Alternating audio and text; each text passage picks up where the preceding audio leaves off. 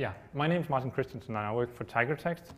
And this is unreadable, but if you look up my GitHub thing, it sort of claims that I'm a serious Erlang coder and I love pushing code. And I'm most active at 3 or something. And you can basically look that up for any GitHub user. That's not entirely true, or I am an Erlang coder, but I sort of came from a C++ background doing medical work and doing imagery in Denmark before I won a green card in a green card lottery and went to the States, which is what happened. Yeah, so I work for a company called TigerText in Santa Monica, and we focus on healthcare and healthcare provider messaging and secure messaging for basically for anyone who wants their messaging to be secure and to be able to go away. That's what we do. And we have all these nice facilities that sort of trust us with their data. And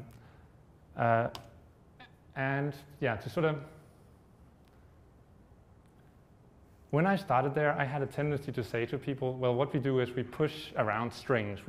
Someone punches in a string on a phone, and we send it up to a thing, and XMPP into our service, and it sort of roams around, and then it comes out to someone else, and it's not brain surgery. And then I started working there and figured out that doing simple stuff is actually quite hard. And I have a tendency to forget that this is being filmed and probably watched by my boss. So this is quite hard when it sort of comes down to it, and sort of comes down to the business logic of it. And it is sort of, yeah, interesting. And I'm saying all that and sort of pointing out that it's interesting because we're hiring. So anyone who's sort of interested, send me an email, and we will be the judges of who sort of gets in. But yeah, after I'd been at TigerText for a while, my boss asked me, so could you figure out how many messages we're actually handling? And we had a system for that did bucketing, and we could sort of see over a day how much went through the system, but we didn't have that much insight into yeah, the inner workings of what was actually going on, and which basically, we'd like to be able to spot changes in behavior, and we want to spot them now. So having data that's bucketed on a daily basis is annoying, because if we roll out a new client, we want to be able to spot the difference now, or close to now. Yeah, and the standard solution to doing that would be to either have like a database of transactions and do queries on that, or to do some sort of bucketing thing, which bucketing sort of annoys me because I see no reason why this data can't be real time, why it sort of has to be in a bucket of an hour. And yeah, I like sliding windows, and I spent some time throwing away my own money and yeah, trading systems and other things like that. So I'm sort of in love with the idea of doing sliding window analysis. Also, I find these query times annoying. The fact that it's log n to look up something that should be simple to look up, just because you need indexes on things. And yeah, and it's the same for the other one. So the thing we actually want to measure is, we've got these events happening, right? We've got events coming in, and basically we want to do, like, so how many happened some time ago? Oh yeah, I'm reading it reverse. Yeah, so we want to say, okay, so how many of these things happened within like the last 5 minutes, or the last hour, or the last day? And we want to do that for not only one metric, but for millions of metrics, because we want to be able to do this for individual, every kind of individual entity that we sort of have. So be it a user that's important to us, or an institution that's a customer with us, or a rollout of a new client, or yeah. So how do we do that? And this is where it sort of comes into play that I'm a philosophy student who then became a mathematician, who then became a computer scientist, and somehow got employed to do this, because I knew nothing about what existed.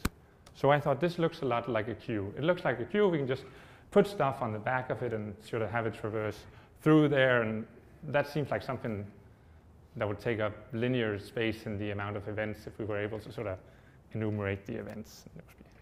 Yeah. And the actual problem we were looking at when I sort of had this tossed at me half a year ago was something like 10 million events a day. We want to be able to do hour over hour, day over day, week over week, month over month. So we need 2 months of data. That's about 50 half a billion entry points if you sort of follow me on the fact that there's 28 days in a month, just because. So how do we do that? And once you know these numbers, you sort of, again, me with the C background says, okay, so that's about 2 gigs of data. That's nothing. I don't need a database. I don't need some big thing. I can have this in memory. It's small and nice and easy. So that was my idea. That was what I started out building. I said, okay, I've got an array. I've got a counter for each type of event. And yeah, whenever an event is sort of pushed on the thing, then I increment that. And whenever an event sort of falls off the end, I decrement that. So I know how many events are in this, this queue, and I've got these counters. And querying is going to be looking up that counter. It's going to be O of 1. Everything is O of 1. It's all simple. It's all fundamental algorithms. Yeah. So it's basically these components, right? We need a FIFO queue and we need a set of counters. And yeah, and all operations are O of 1, which is nice if you're sort of looking for something that's real time. It's a good sort of place to start, at least. And yeah, the space complexity is simple as well, right? It's going to be number of counters, length of your queue, and some sort of lookup thing that could be a hash table, right? So everything is doable. And on our example from before, apparently I can't add up numbers, but it adds up to about 2.5 gigs plus some counters, but the counters really, yeah, even with 10 million counters, yeah, they're not important. It's all about that queue. So this is going to fit in memory. It's going to be fine. So I sort of promoted this to my boss, who didn't really like it. And then I went home one Saturday and made it, just to sort of test if it was sort of doable. And I came back, and he said, well, fine.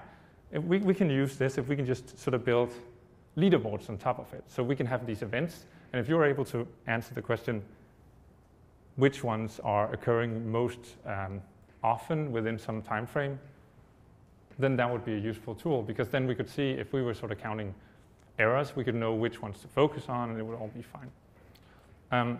So we thought we can build some leaderboards, basically lists of these counters sorted and paginated. And once again, that is a simple thing to do, right? Because all we do is we take our queue, and whenever we touch that thing knows where it belongs in the leaderboard. And if it's incremented by 1, then we just bubble it up. And that's at most going to be logged to the number of things with the same count. So it's still sort of nice-ish. Yeah, and decrements is about the same.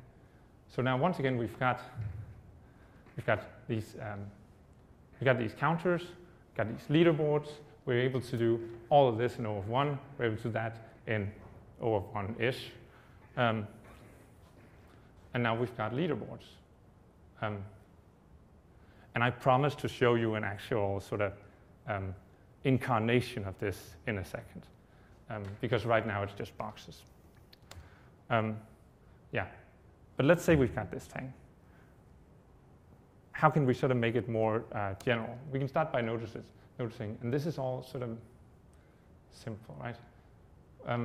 We can notice that that counter array could sort of be replaced by these 2 counter arrays, so that we count what goes in and what comes out, and we notice that if we subtract those 2, we've got the counters from before, because now we can sort of daisy chain these things, and now we're able to do what we asked for. We're able to say, give me the 5-minute numbers, give me the 1-day numbers, and give me the 1-week numbers.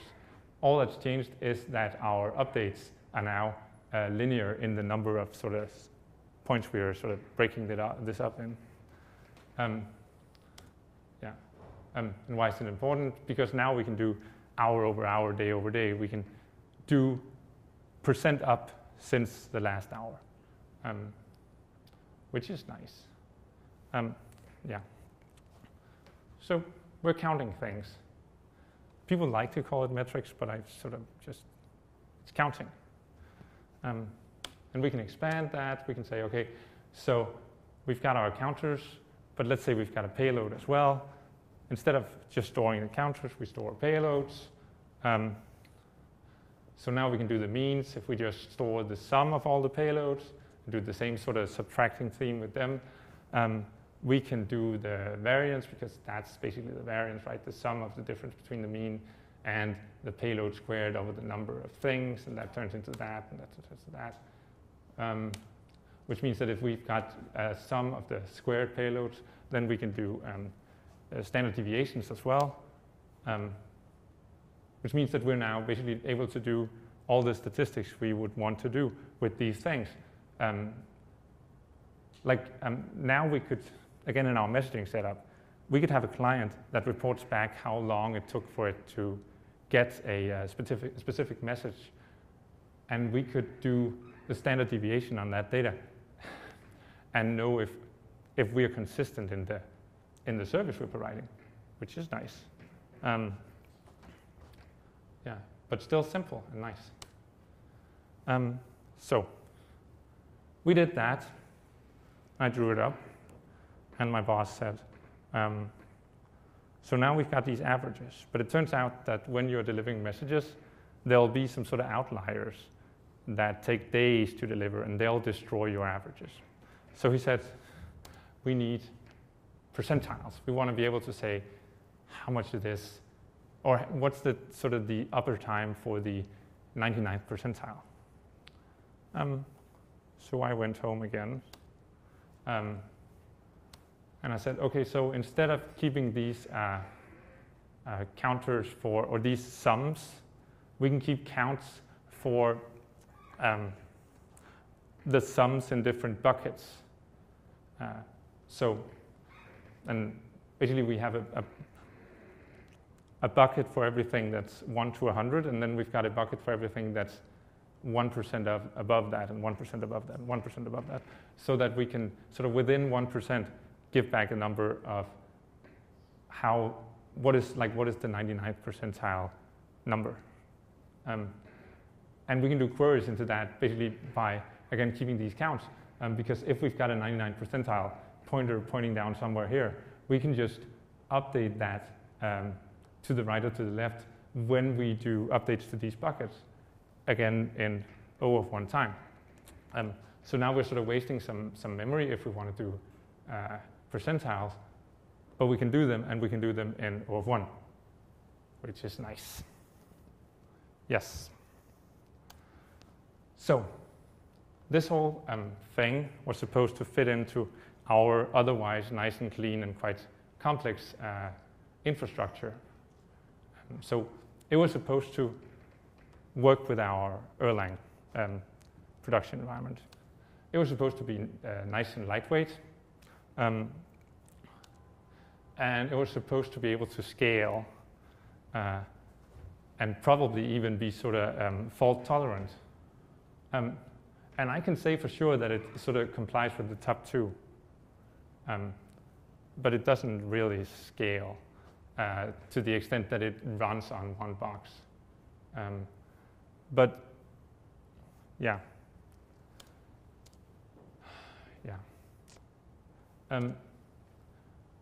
So we had to decide how to implement this when I'd sort of done my initial experiments. And some of the things that annoyed me a tiny bit about doing this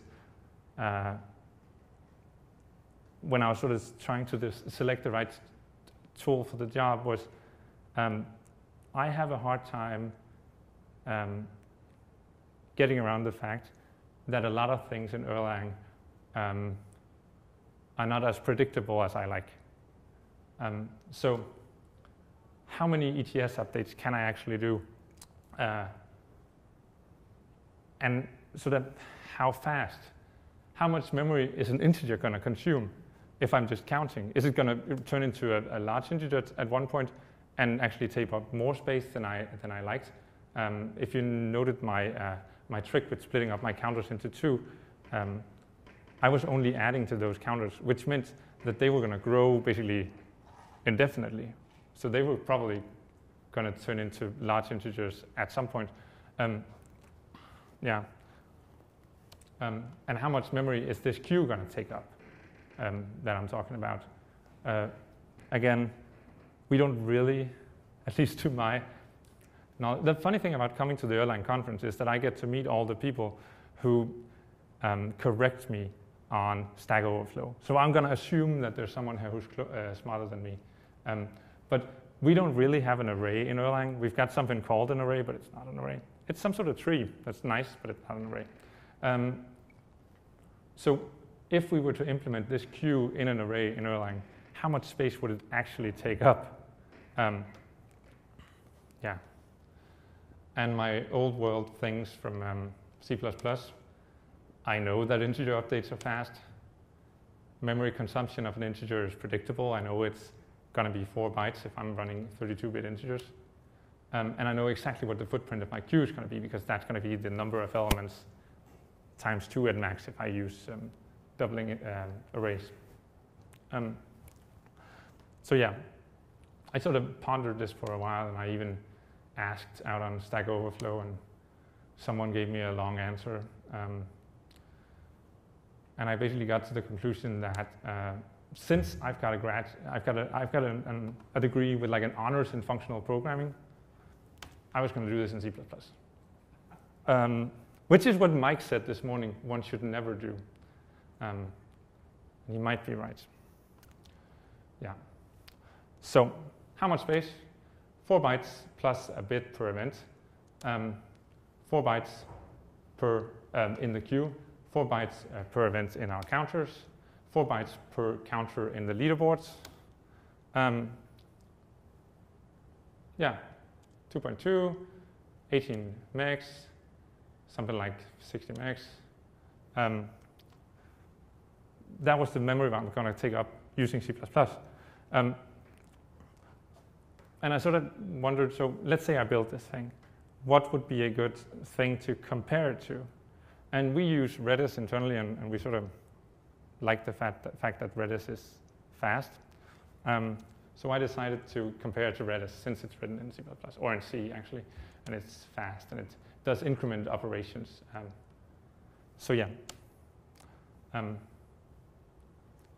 I went and built that thing that I just described with all those arrays and some hashes.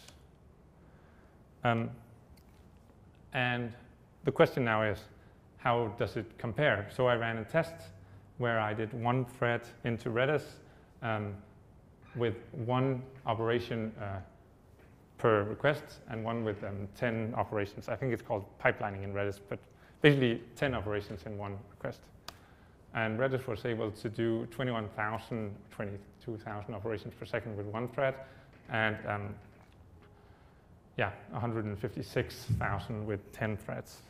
And eTally was able to do 81,000 operations with 1 thread, and 208,000 operations with 10 threads. So apparently this was fast, which was sort of what was expected. And that's something like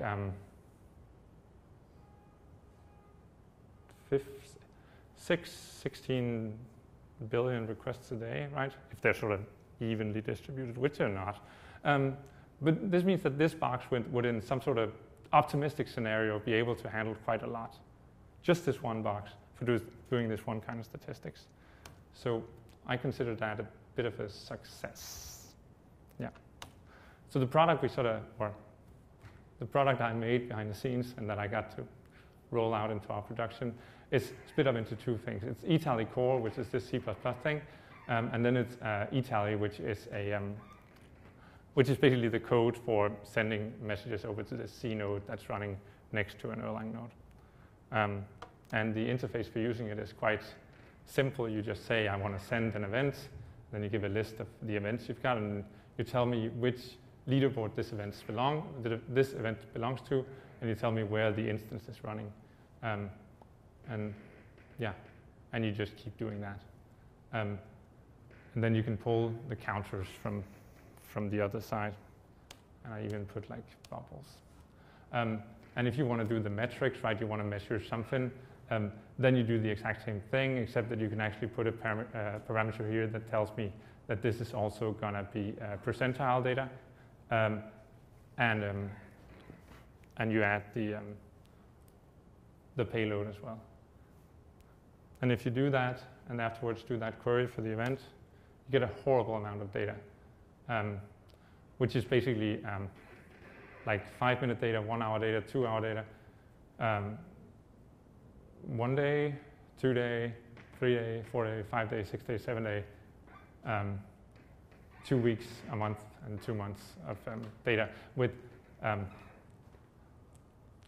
the number of things that happened, the sum of the payloads, and the sum of the squares of the payloads, and then the percentage data as well. So yeah, built that, and it doesn't look like much when it's just code, so it's way more fun to talk about a use case. So this is our use case. We've got some Cowboy servers sitting out front doing something, handling HTTP requests. In our case, they're getting updated when one of our users sends a message, or when we sort of get notice that we've delivered a message to a client, to a phone or something. So they'll be sending messages back to this eTally core saying, so Android send a message, some Android client, or iOS send a message, or if it's a Canadian, some BlackBerry send a message. And sort of telling how long did that take, and then we just entrust eTally to do the actual work behind the scenes. And those queries would get to look something like this, right? So we're telling it that this event is an iOS, and it's some iOS version, and the iOS goes into all these client leaderboards, and the iOS version goes into the iOS client leaderboard, and we want to keep percentiles, and there's some payload. And then we put a fancy JavaScript thing on top of that, and we have something like this, right? We've got a dashboard where we can say, so these Apple devices sent this many messages within the last 5 minutes, this many within the last hour. This is the spike chart for what happened over the last 7 days. This is the volume over the last day, week, month, and we can sort of compare percentages, see that in this case, one of our Apple, so for this product, the Apple clients are gaining traction and the Android clients are losing traction. So we can sort of,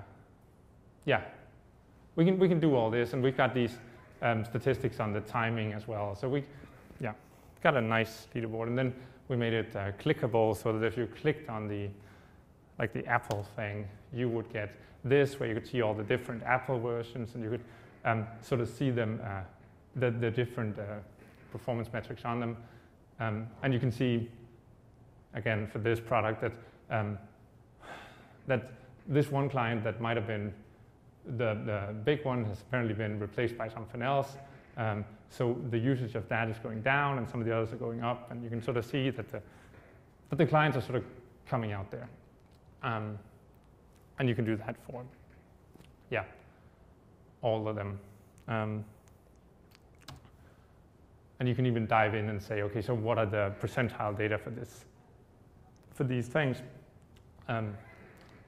Which I think is sort of cool. I like the fact that the back functionality is so simple, because that means that I have less of a chance of screwing it up. Again, it's simplicity.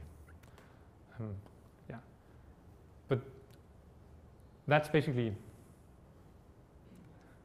everyone nowadays is sort of a expert in JavaScript GUI, but this is Bootstrap, right, with some lists on it, and it's fine.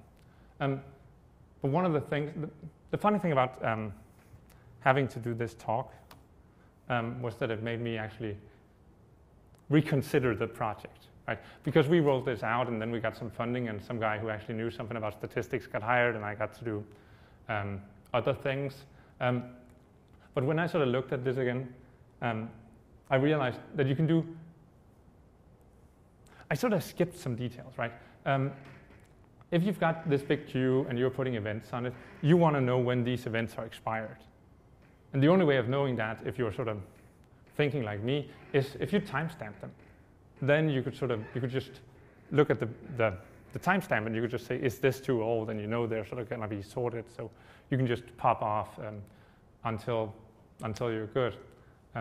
Turns out that that's going to crash depending on your time resolution. Because if your time resolution is, like, for instance, a second, then once a second the world is going to end, and you are going to have to pull off everything that happened 5 minutes ago. So you have to sort of be smart about that. And you don't want your, you sort of have to play around with your time resolution and with your techniques for pulling things off these arrays again. But what I've sort of realized as I've been making or preparing this talk is that there's no good reason for the timestamp to be attached to the events, right?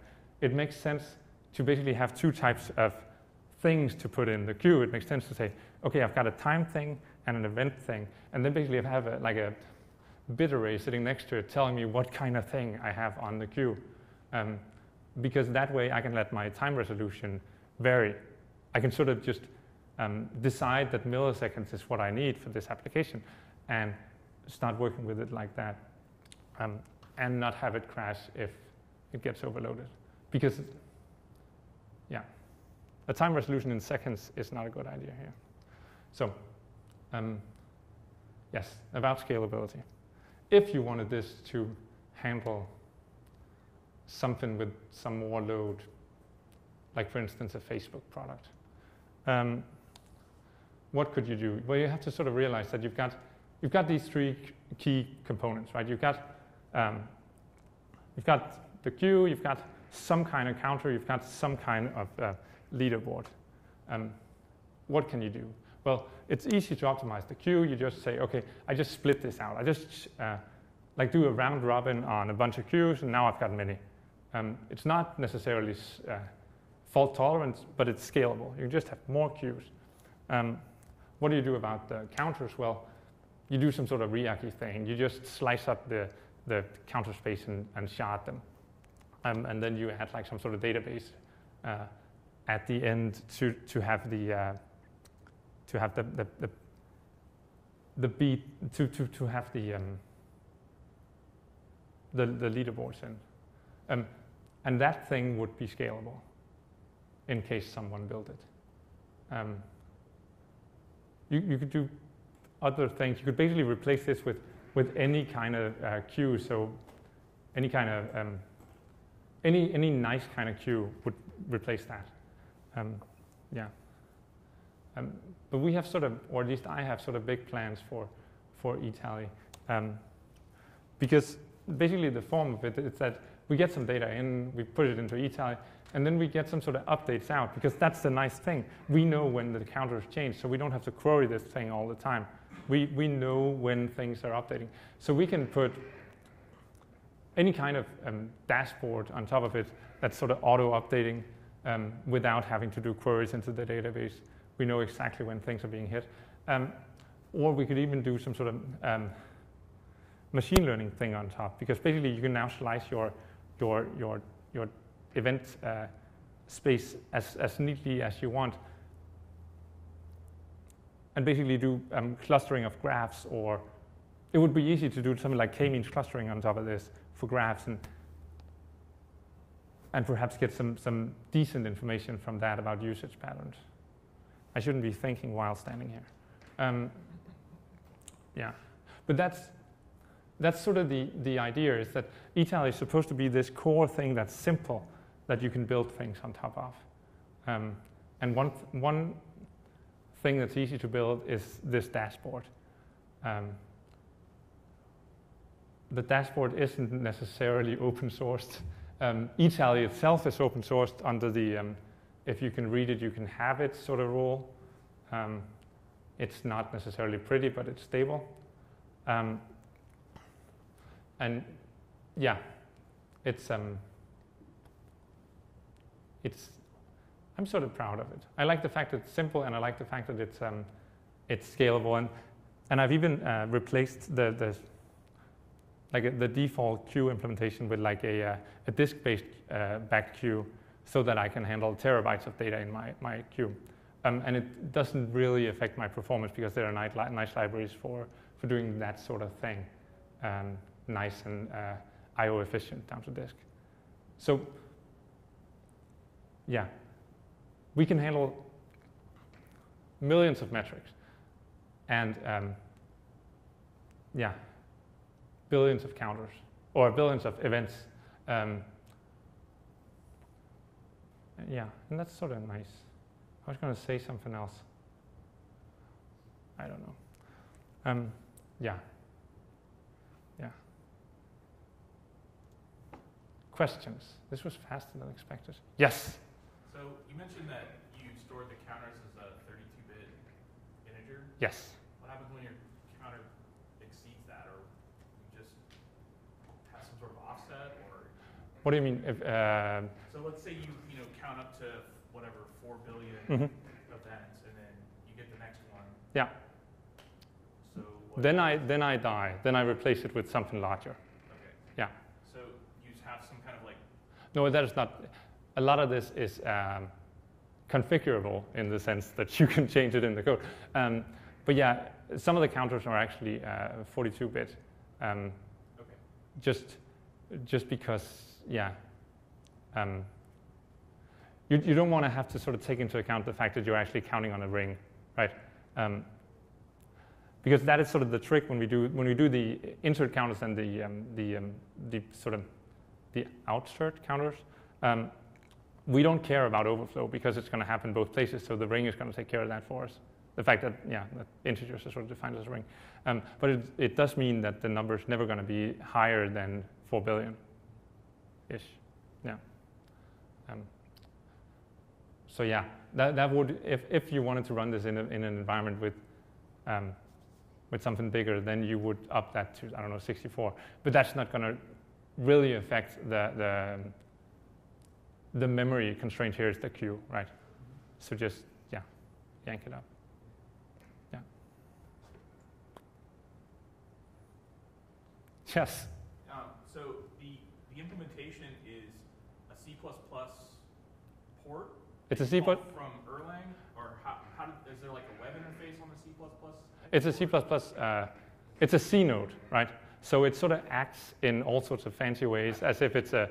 So you're sending an Erlang process message over to the C node. Yeah, I'm registering a C node up against EPMD, and sort of, yeah. Okay, so then the other side of that basically unpacks all the Erlang terms. Yeah. Oh yeah. That's one of the funniest thing about that 256. That wasn't the number. The number of requests I can do per second. And because you could say, oh, if you optimize this, it's going to be faster. But I've profiled it. I know that half of my time is spent decoding Erlang terms. Sure. Right? So this is never going to be more than twice as fast in any kind of world. So yeah. But yeah, I sort of fell in love with the idea of having a thing that acted like an Erlang node, but that I could play around with. Some of my more interesting ideas for building on top of this would be doing GPU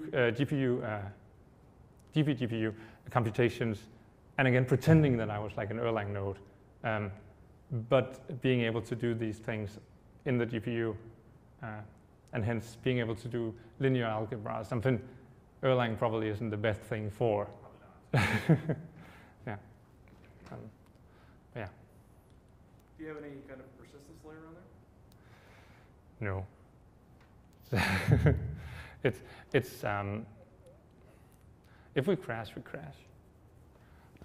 And we were able to bootstrap from a transactional database we've got on the side, that's doing some bucketing. So we bootstrap up, and then we're sort of correct until 2 months. Right? But again, that would be a nice thing to fix by, for instance, replacing the queue with something more persistent. Yeah. This is really more like an attempt at eliciting a comment, right? My question is intentionally vague, but I'm working on a project now where I have reason to think it's an Erlang application that's distributed like yours, but I have reason to expect that there's going to be portions of the problems that will be given to us that are best handled in C, C++, Fortran, and because I brought that up, it's now my job to design that. So, do you have any thoughts about like that type of interop that would be non-obvious to somebody like me, right? I think, but again, this is sort of, this leverages my Stack Overflow questions. Yeah. Because I would have a tendency to believe that anything that was sort of computationally heavy, right? Yeah. Computationally heavy and to a certain extent bounded to one process, I would think sort of belonged in the C++ domain, right? In the close to metal domain, right? But then the interesting question becomes, so how do you get the data over there? Because even though you can sort of leverage the messaging from Erlang node to Erlang node, you really shouldn't be pushing package of 2 gigs, even though you might feel tempted. But your system will break, right? So again, one of my ideas has been to sort of make a version of my now tally without the Erlang terms, just to have a thing that just took like UDP packets and took care of them, just to get that whole Decoding thing. yeah. But then I'm probably going to have another decoding thing. Yeah. But we're using this. This is running in production, and it hasn't crashed yet since last time we started it. It hasn't crashed for at least a couple of months, so it's, yeah. But that's, again, talking to an Erlang crowd, that's a catastrophe waiting to happen. Yeah. So one of the things you talked about was increasing the scalability by sharding Mm-hmm. your data store, the queue storage. Yeah. Do you anticipate that would be on the same physical piece of hardware, or would it be distributed on multiple pieces of hardware, or? I'm guessing that one of the things that I would run into, should I try to implement this in a sort of someone with more throughput, or just having more data shoved at me, I would run into network things, right? So that would probably be the argument for moving this onto multiple machines. I was just curious if you thought about how the fact that increments are not necessarily idempotent. Oh, but if you have like network transit. But if you have, you could have replays, you could have out of orders, you could have read update things that are wrong because worker A updates it and worker B updates it, and then that wouldn't be a problem with the queue necessarily, right? Because it wouldn't be a problem until the queue tried to update the counter in some database. Yes. But yeah, at that point, that's like an obvious problem. It's and it's bound to happen, right? It's because you can act as many times as you want, but you're still going to have some percentage in general who doesn't know what's going on. Yeah. I mean, maybe that's fine for metric. Like metrics is something where you can be but one fuzzy to a degree. Like you don't necessarily need to know that you exactly stored 10,500,000 messages. You can do 10,499 million. Now you're sounding like my colleague, because one of the reasons I did this way was that I would like to know the exact number. I want to know. I want to be able to, when our product people come and ask, so how many messages did we send yesterday? I want to be able to tell them, because nothing worse than having some kind of product person walk up to you and say, so how are we doing? And having to say, well, I've got 4 metrics, and they're showing 4 different things. But they're not off by too much, right? I want to be able to say, yeah. I want want to be able to do banking. Yeah. Any more questions? Great. Thank you, Mark.